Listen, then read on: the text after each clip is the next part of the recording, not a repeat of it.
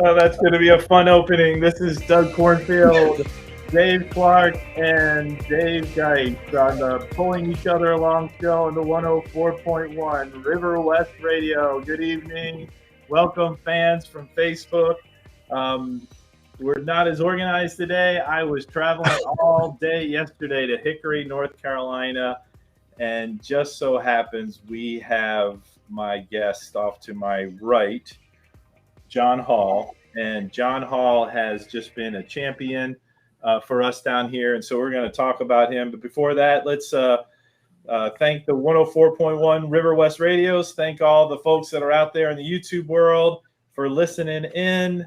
Milwaukee, I hope all is well, and it's not too hot. It's pretty hot here in Hickory, North Carolina. And it looks like we're going to have a hot Disability Dream and Do sports camp on Saturday. Dave Clark, Dave Geis, how you guys doing today? Start with Dave Geis. Doing good, Doug. How are you, man? I'm hot, but I'm down here in Hickory, North Carolina. Yeah, Milwaukee's not as hot. I can guarantee you that. Yeah, probably not. And but I had a long ride yesterday, so I'm a little tired. Not as prepared for the show today, but I know it's going to be a great one. Talking with John and his spirit of pulling people along certainly fits with this show. And Dave Clark, how you doing in Florida?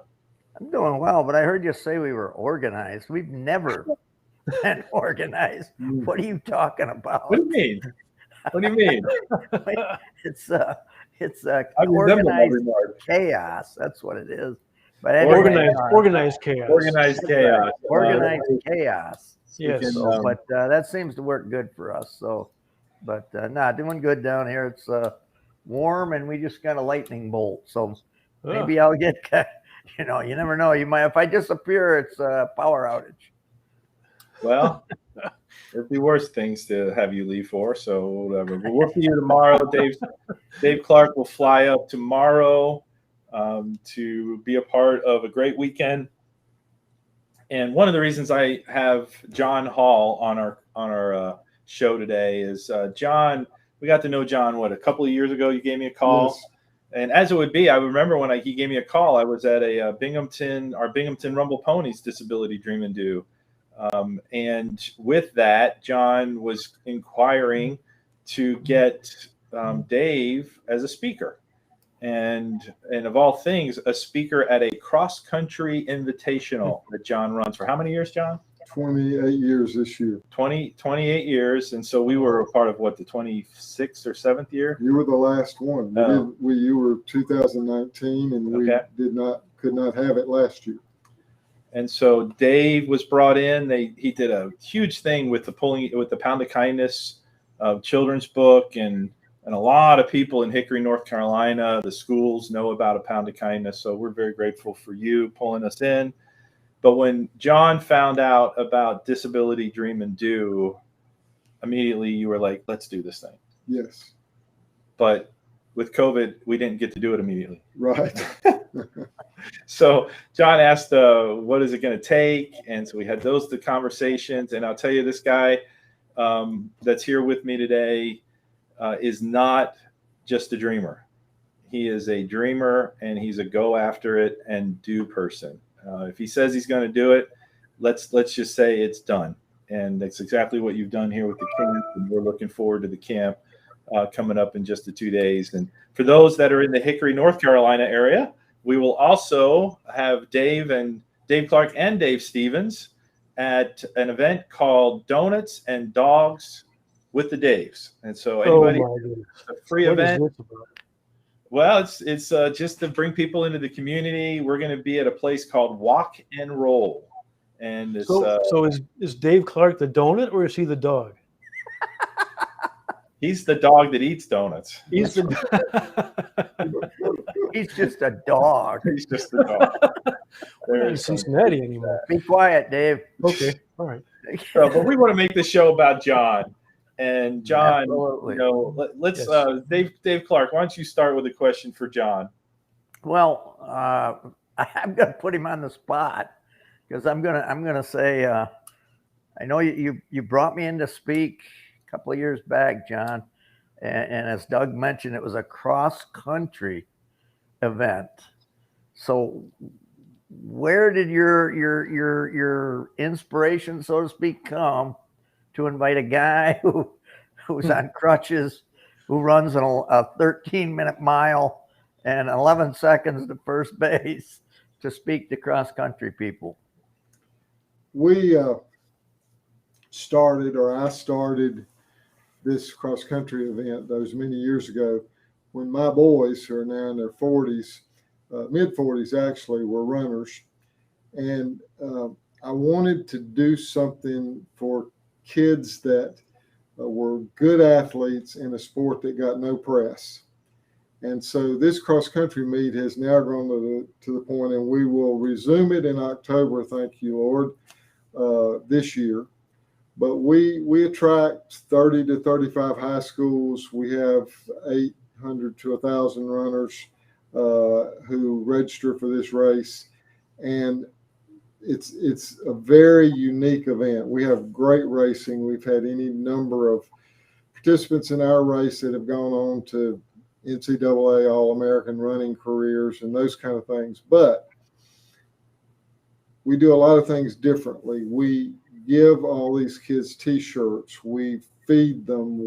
It's a very special event. And two things that are really kind of the heart of this event.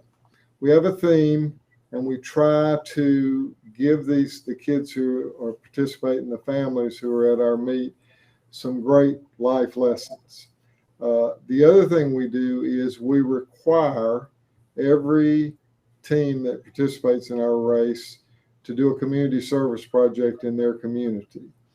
So, Disability Dream and Do was a terrific theme for us. And when I, via Rotary, learned about who you were and what you did and your story, I just knew it was a story that kids here needed to hear, and they did, and so that's how we got a guy who can't run a lick to be our speaker. You're talking about Dave Clark, right? Oh. Both, actually. Cornfield tells me this stuff about running in Georgia, but I've never seen any evidence of it. I got pictures.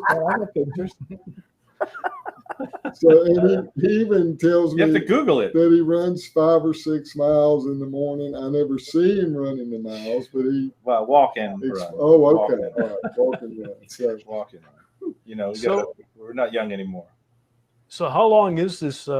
Is the race? How long is the race? It's a normal cross country race. High school cross country in North Carolina is 5K.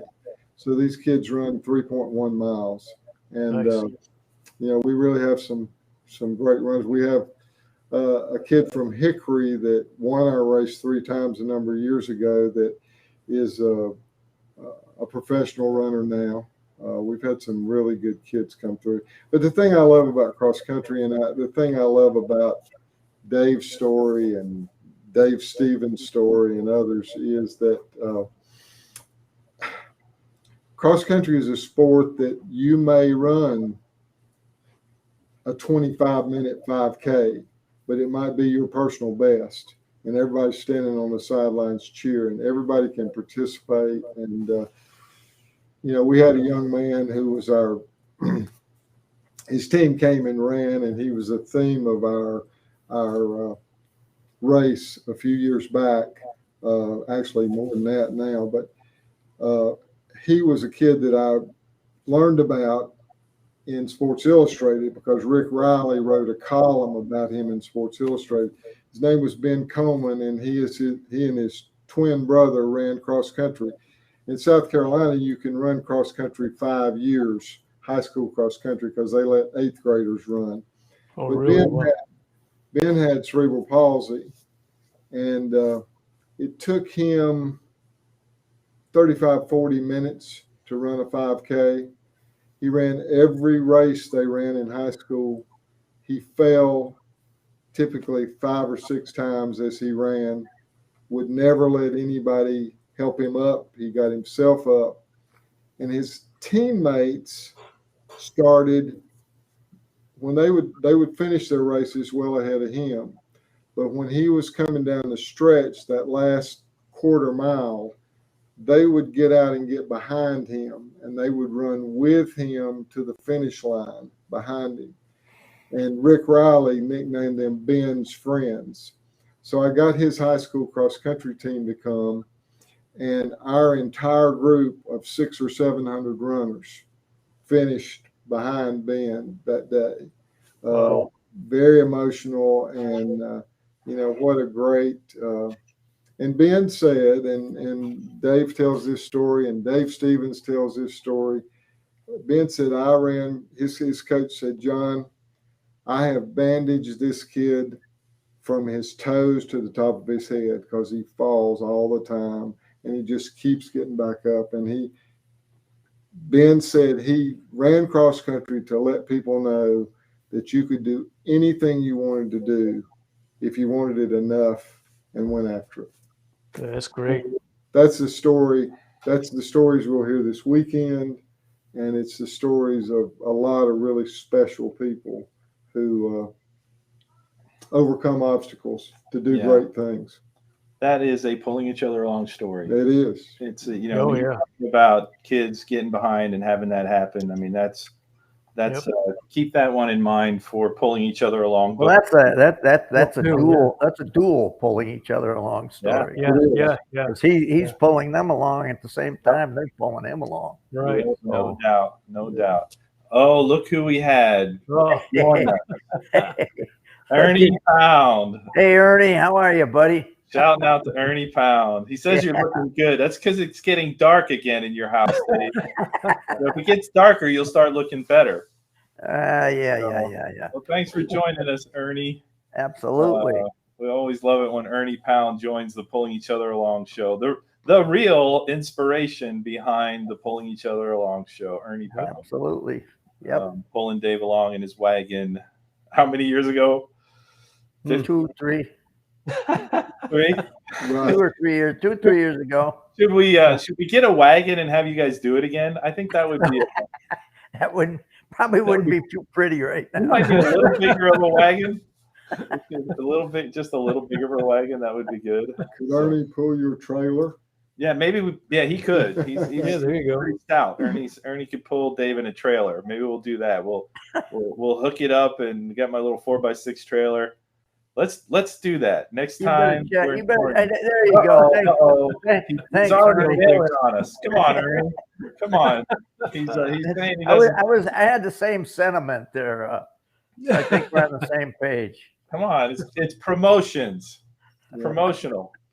Ernie Pound and Dave, let me tell you,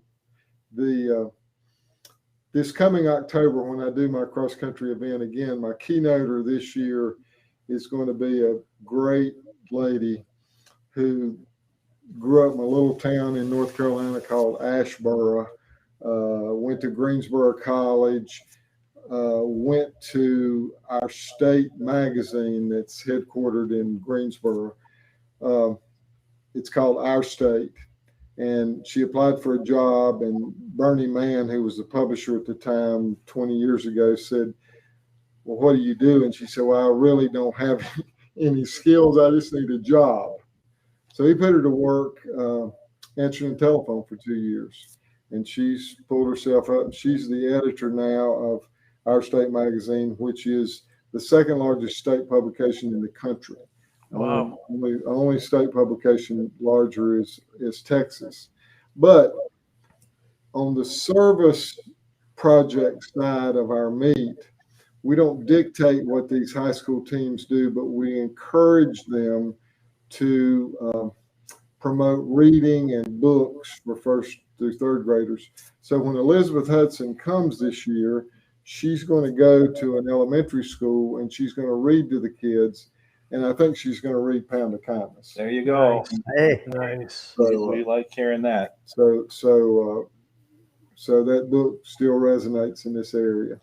Well, obviously I'm a little biased being the author of A Pound of Kindness, but I can tell you if that story is not still told 10, 15, 20 years from now and still touches people, I would be surprised. I agree.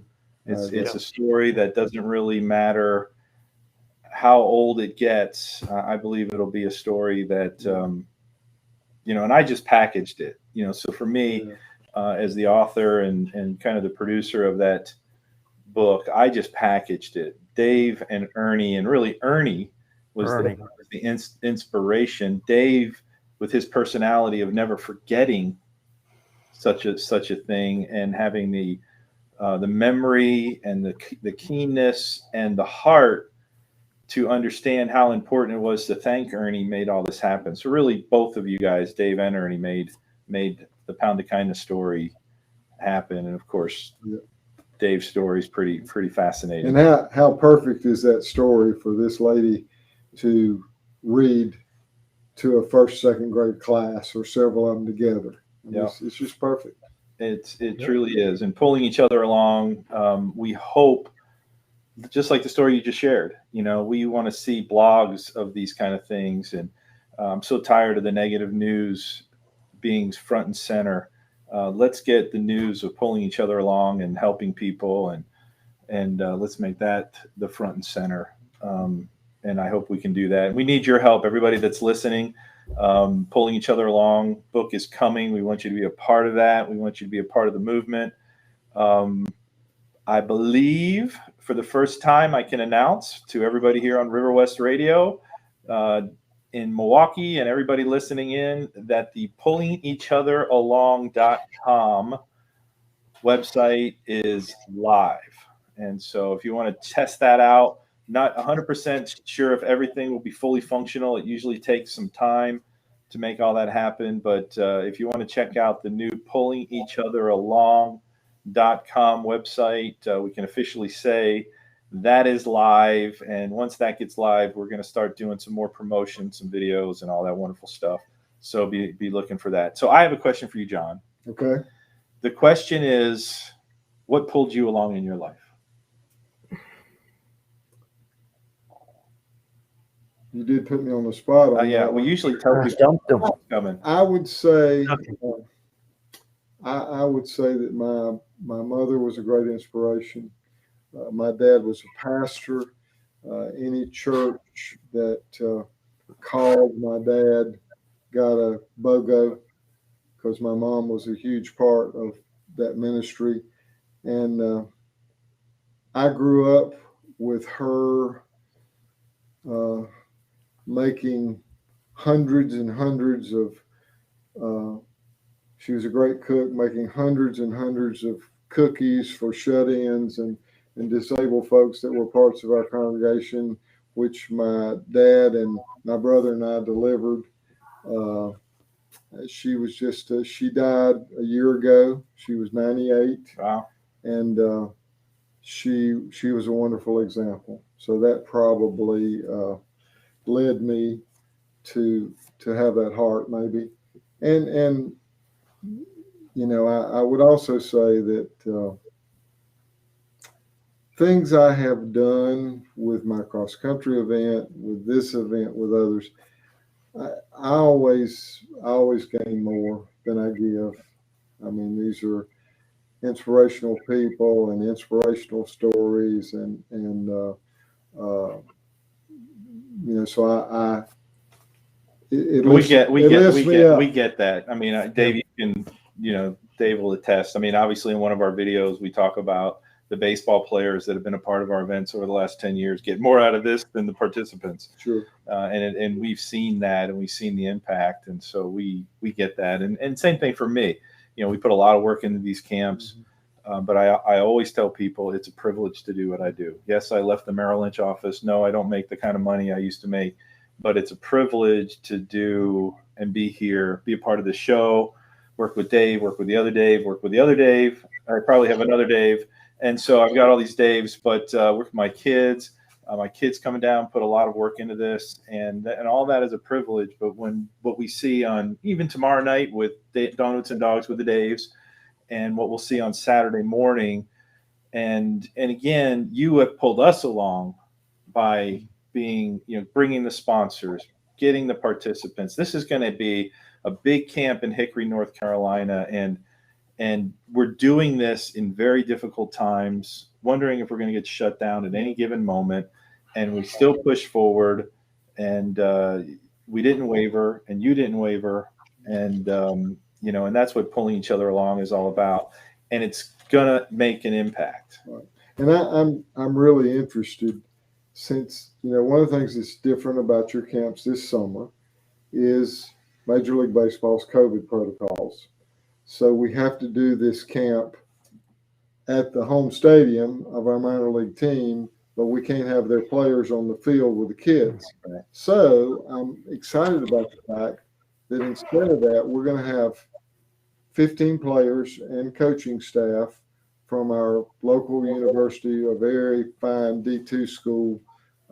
We just finished a few months ago playing for the national championship in lacrosse. We have a great football program, a building, but we're going to have baseball players from Lenore-Ryan, and we're going to have baseball players, another 15 players, and coaching staff from Catawba Valley Community College. Right.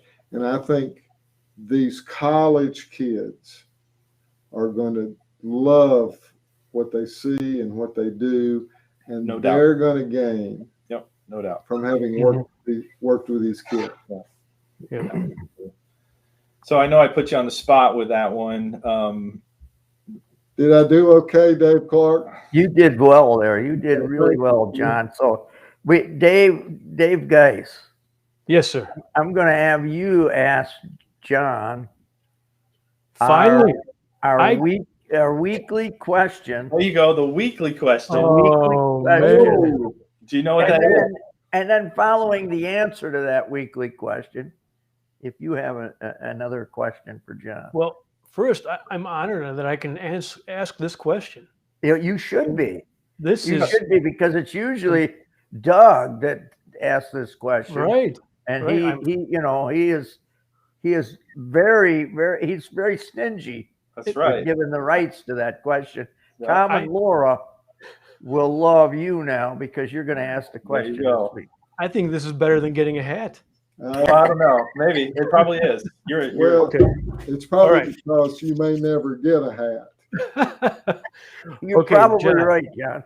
You haven't written a big enough check yet. Yeah, right. Yeah. All right, John, the $1 million question. What is your favorite donut? My favorite donut? Yes. Well, I will tell you that there is a donut shop in Hickory. Uh-oh. There we go. Run by, operated by an Asian family who actually moved here from Texas. It's called Donut Life.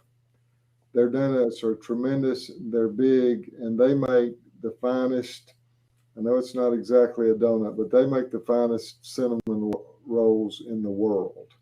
Okay. And so I'm a regular partaker. In fact, I have a box in my car right now with a couple of their donuts. And why aren't they here, John? Because I want to. He's not sharing. So much for pulling. Well, that counts, right? That counts. I hope so. This must have been Tank, because he's saying. Oh, I know who that is. That's right. You do, Tank. It's been a long time, and you do. And I haven't forgotten that either.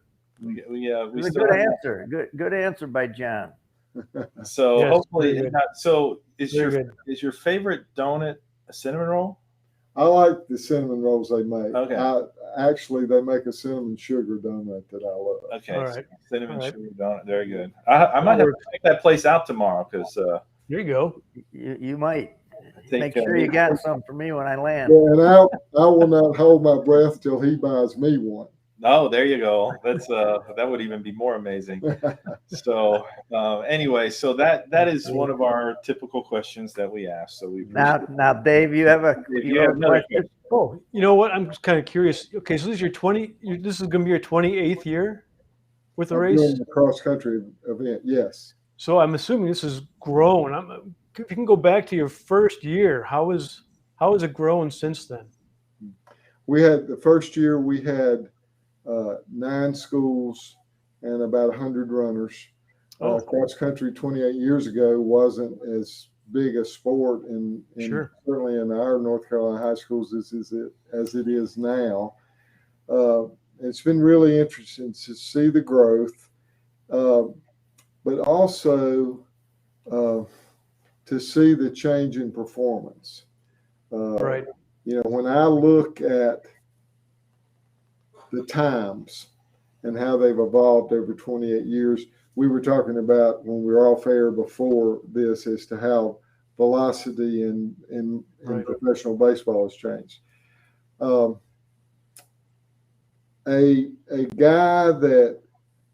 guys that won our race in those first several years were running in the 17:30 to 18-minute range. You win our race now, you better run 16 or below. So that's changed, you know, a good minute and a half over 20 some years. Sure. Girls who won our girls race then were running 20 to 21. You better run about 18:30 now to win that race. And we have, I mean, the course record is we've had some tremendous runners come through. So our meet record for a guy is 15:11. Wow. That's moving. I mentioned it's a professional runner does not hold that record because he never had to run hard to win our race. Right. But when he won the Foot Locker his senior year in high school, the regional Foot Locker, he ran a 14:30. And now, you know, kids, to really compete nationally, you're going to need to run 14 or below. So the times are amazingly faster. That's amazing. Yeah, it's grown a great. It's been blessed more than I can imagine. My idea when we started this thing that we would give every kid a T-shirt has been one of those things that maybe is be careful what you wish for. Because when I was buying 150 shirts and now I'm buying 1,100 shirts every year, that's made a difference. It's been worth it. But what amazes me is that, I wish I had our Disability Dream and Do shirt that we did when Dave was here. But I see a kid with a young family walking through McDonald's 5 years wearing a shirt that he had in our race. Sure. So it's been a great way to. We understand that, because we love to see people, even Florida or people in wherever, and they have. Dave Clark has one on right now. Dave Geis, you don't have one yet, but we're working on that. No, I would be wearing one, but I don't have one. Don't count on it. So someday, I do have your address now. That'll help. Yes, you do. I kept thinking we were going to see each other. Let's step in the right direction. You know how he's stingy handing out that donut question. He's even stingier handing out caps and shirts. Well, I know it. Yeah, well, look what he's wearing. Yeah, I see that. Jeez. Nice looking shirt, John. He's part of the pulling each other along club. I guess so. My wife told him that I needed to have on something other than a T-shirt. It's the only reason I got one. Yeah, I made sure it was printed up in 10 minutes. And there you go. So, we've got about 30 seconds left of the live show on the 104.1 River West Radio. It's been a joy to be a part of the River West Radio show in Milwaukee, and we're gonna say goodbye to the River West Radio, and it's been a pleasure. We've got about 15 seconds. Dave, don't sing a song, and. We don't want to end it that way. It's nobody's birthday this year. 8, 7, 6, 5, 4, 3, 2, 1. Good night, River West Radio, and good night, Milwaukee, on the 104.1 River West Radio. Good night, Milwaukee. Good night, Milwaukee. Go. So we had a couple of questions, John. We got a question. We did. For the after show. Now we're officially in the after show. Tom Demolakis, and someday I'll pronounce his name correctly. Did you run when you were in school, John? I did not. I got interested in running for my boys. They were runners. And the idea for my meet occurred. They were running in a high school meet at Wake Forest. Mm-hmm. And, if you're a cross-country parent, you're wandering around for 15 or 20 minutes because you don't see where the kids are running. They're running through the woods. And basically, you get to see them go through the woods, and then you get to see them finish. You see the finish. Maybe once or twice. And I thought, we could do a meet for these kids. They don't ever get any credit for what they do, and that's what started it. So Gotcha. my boys were high school runners. Very good. So I got to give a shout out, since we're still talking about running, because being that we live in Corning and being that I have two of my sons on the current Corning cross country team. Mm-hmm. Last week, Corning was ranked #1 preseason for all of New York, and they got a pretty special team that's brewing, and they probably have 3 or 4, maybe even 5 runners on this team that would make any other varsity club almost in the country. And they're not going to be on this. They're not going to make the varsity team. You know, so it's a pretty special team that's developing, and some runners as you know. So give a shout out. Be watching for Corning. Hey, I wanted to ask Dave Clark a question. And this was somebody else's question. Does this name ring a bell to you? Gary Miller. Yeah. Hi, Gary.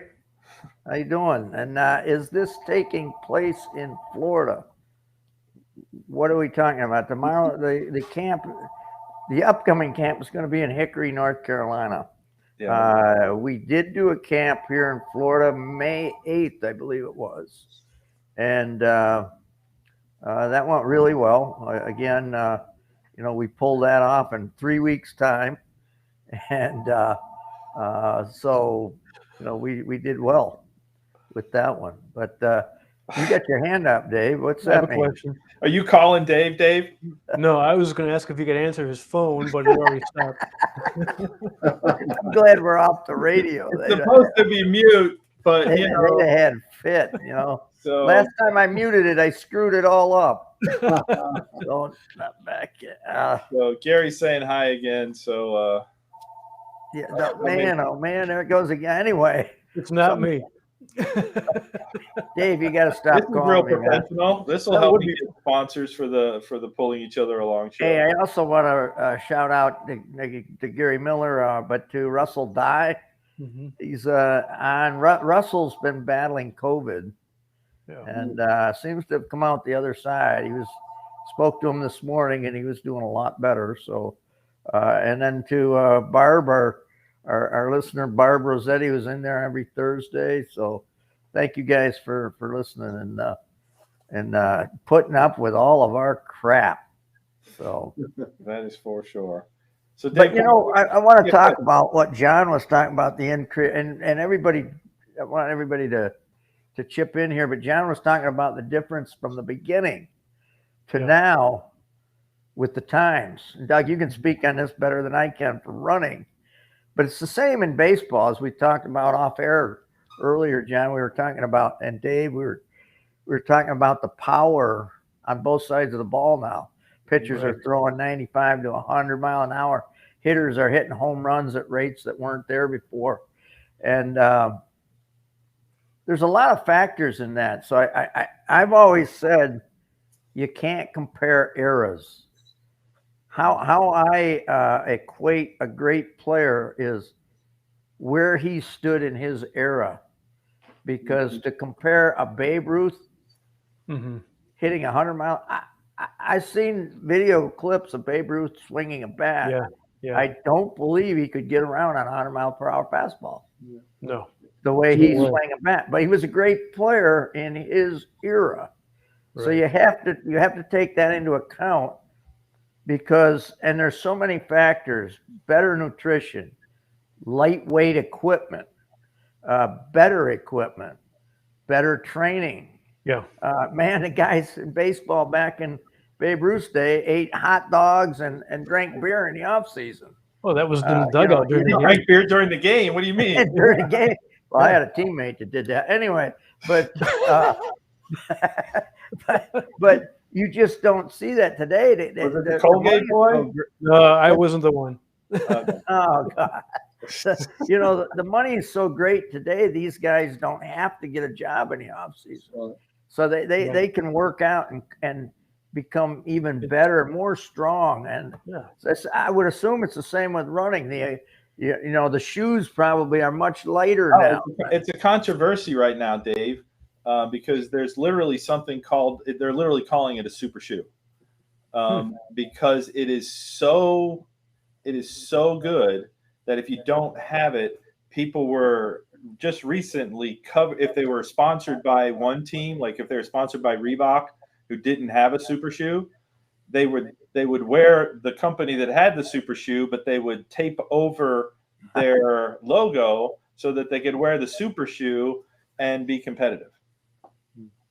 It's, you know, it's amazing. And my dad, and I wish I still had them, and I was just talking about this just the other day. I'm not very much somebody that likes to keep a whole lot of stuff, but my dad had his kangaroo leather spikes.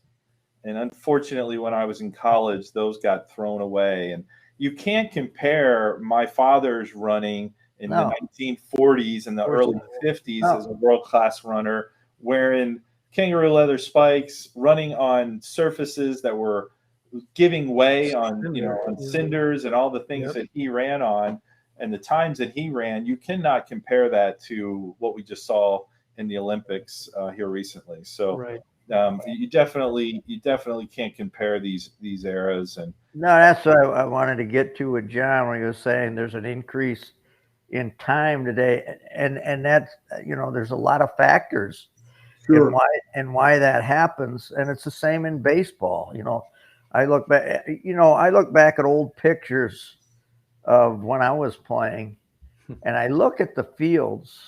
Yeah. And there are fields that the pro players today would not. That's Buffalo. They wouldn't even go on the field. And they actually called that the rock pile. Yep. Today they wouldn't. Pro players would have all kinds of complaints of playing on fields like that. Yep. And because the field, just like you said, Doug, the fields are better. And, you know, that's the old Comiskey Park there. And that was probably not even the equivalent of a AAA field today. Mm-hmm. You know, Dave, you're probably aware that Major League Baseball did a Lou Gehrig Day this year. Yeah. And they donated a lot of money based on merchandise they sold and other things to the ALS research. I have a neighbor that's dying of ALS. So I was interested in that, but I read Lou Gehrig wrote a memoir after the 27 season. He was an up-and-coming young star, and some newspaper guy had him write this thing in series. And that memoir has gone public now, and it's in a book, and then there's some information about him. But Lou Gehrig was very much, he didn't get married till late in life. He lived with his mother in New York, and they loved to fish. So they would go fishing at a secret spot they had in New York, and they caught eel. And his mother. It's your favorite meal, Dave. Well, his mother was absolutely famous, and all the Yankee players came to their home to eat her pickled eel. Oh, and Babe Ruth in particular liked to sit down and have a jar of her pickled eels with a quart of ice cream. I mean, he ate like the nutrition and the things he ran through his body in that era were not exactly what major league teams were feeding their players. No, I don't know. You know, Dave loves donuts. Dave Clark loves donuts, but his favorite Swedish meal is Swedish ham. Right, Dave? Yeah. Yeah. Yeah. Tell that story, Dave. AKA John Horsemeat. Oh, wow. Tell that story a little, Dave. Well, I didn't know my first year over there. You know, I was living in a hotel, and breakfast every morning that we were home would be at the hotel, and it was more of a buffet type setup, and so I would grab this meat every day, you know, with my eggs and whatever, and I knew the meat tasted a little bit different, but I thought it was ham, just the Swedish way of ham. Right. And then one day, unfortunately, it was late in the season. One of my teammates came in to have breakfast with me. And he said, I took the meat and I'm eating it. I'm shoving it in my mouth. And he says, you know what you're eating there, right? I said, yeah, it's ham, Swedish style. He goes, no. I said, what is it? He said, that's horse meat. so I stopped eating Swedish ham, but it was late in the season. So I kind of put a lot of it through me before I stopped. No wonder you blew your arm out. Yeah, really. I got to blame that horse meat. That's it. Yeah, well, Dave loves calamari as well. That's Oh man. Oh my gosh. I got word today, and I'm anxious for you to meet this person. A story in the Charlotte Observer last week about a young woman. She's 15 years old. She was born with one hand, and she's gone on to become a world class. She's a very fine violinist. She's a great student, but she's a rock climber and competes nationally one-handed, beating folks that aren't disabled in rock climbing. And I just threw out a shout out through a guy that wrote the story who I happen to know, and said, would you pass our contact information along? And her mama called me this morning. She's coming Saturday. She thinks, her mom said, her name's Giovanna, and they're Venezuelan. She was born in America, but her parents moved here from Caracas. But she said she thought she was born with one hand so she could tell the story of, if you have one hand or two hands, or you have no legs, or you can't walk, or whatever, you can do remarkable things. And early in the newspaper story, it's what made me think of you, was she said, my parents never treated me differently. They never made me think that I was any different from any child. And that's so much your story, Absolutely. And you see what she's gone on to do. But she seems like a neat young woman. I'm anxious to meet her. And her mom said she's really excited about meeting these people that have the same kind of story to tell, and making connections, and all that kind of stuff. Well, we'll look forward to that. Amazing. Absolutely. Yeah.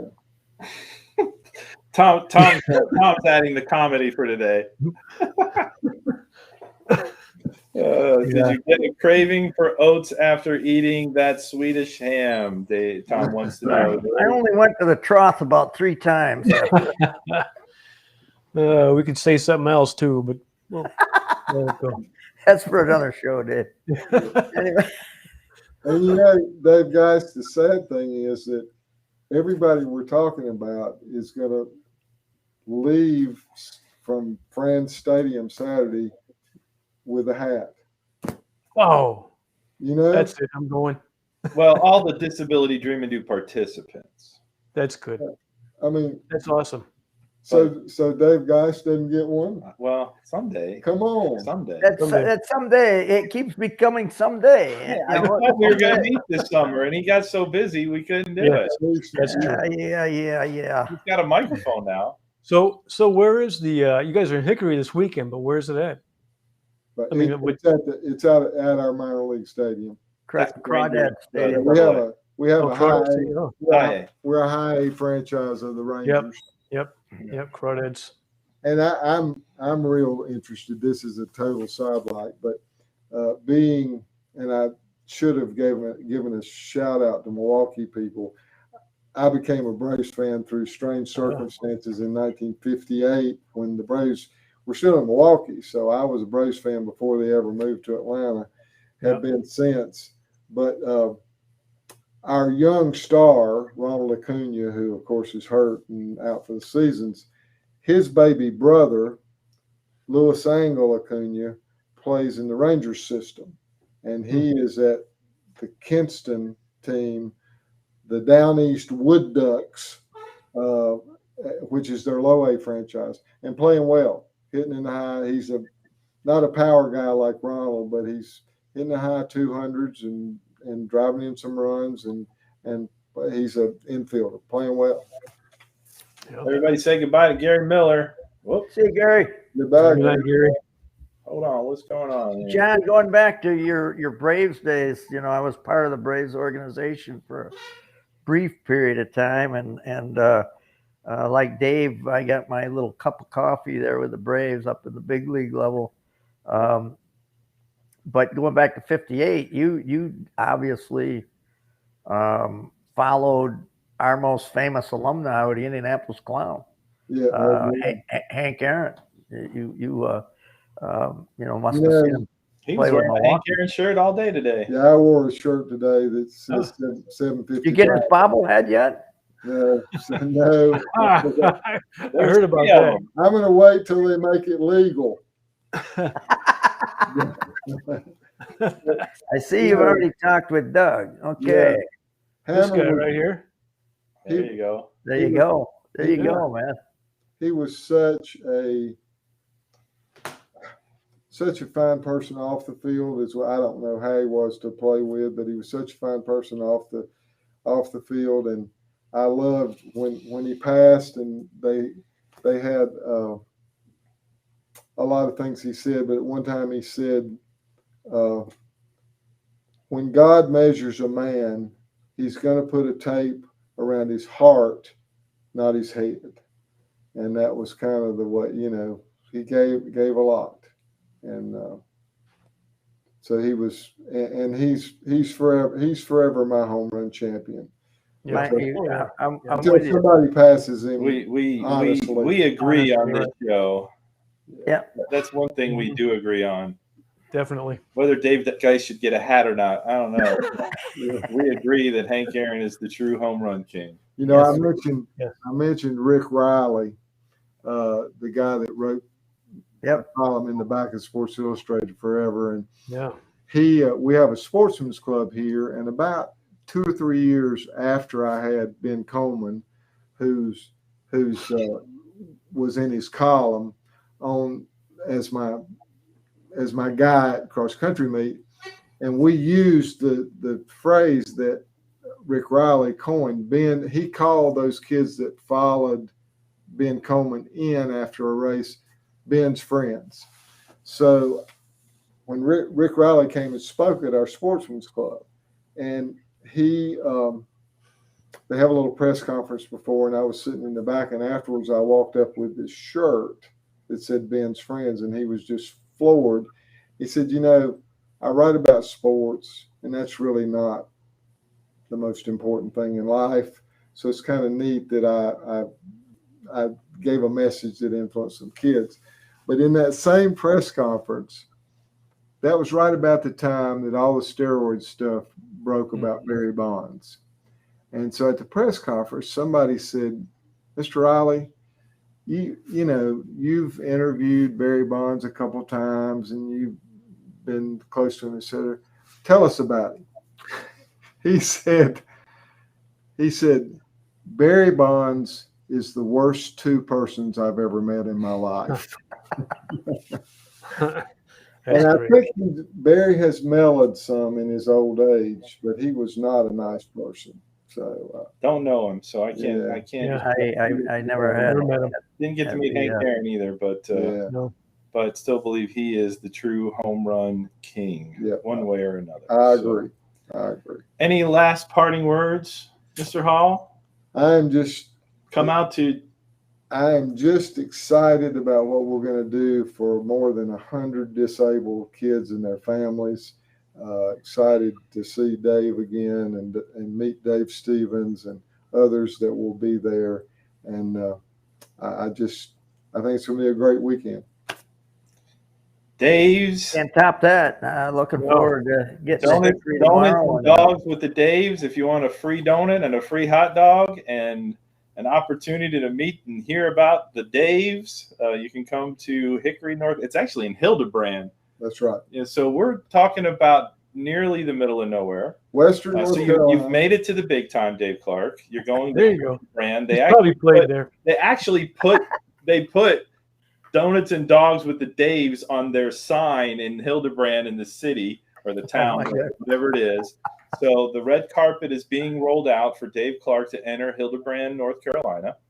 Wow. And Sharon Barlow is excited as anybody that I ever know. And one of the things that I'm excited about this weekend is a special Pulling Each Other Along award we're going to be able to give away. Yeah. Hardly anybody knows who's getting this award, and let's just keep it that way. Yeah, you have to. Keep it You that have way. to keep it that way. I'm just excited to be able to give this award away. I love giving the award away because the people that we give it to are deserving. There's many people that you know that are deserving of this award, but this is going to be a special one, and so I hope we can capture that moment.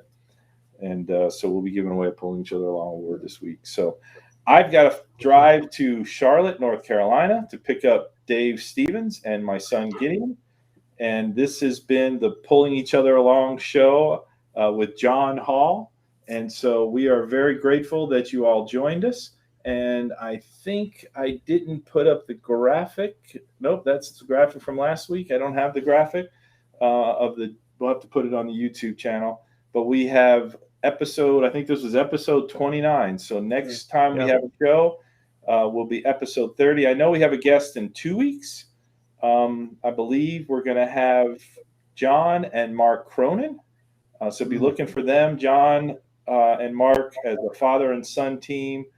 They started a business because John couldn't get a job that he wanted. He has Down syndrome, and his dad basically asked him, "What do you like?" And he said, "I like socks." And John loves socks, and he loves crazy socks. And they started a company called John's Crazy Socks, and literally have sold millions of dollars worth of socks. Yep. And I think I've seen this story. Yeah. So John and I believe both John and Mark are scheduled for a couple weeks from now. And I got a couple of other guests I'm working on.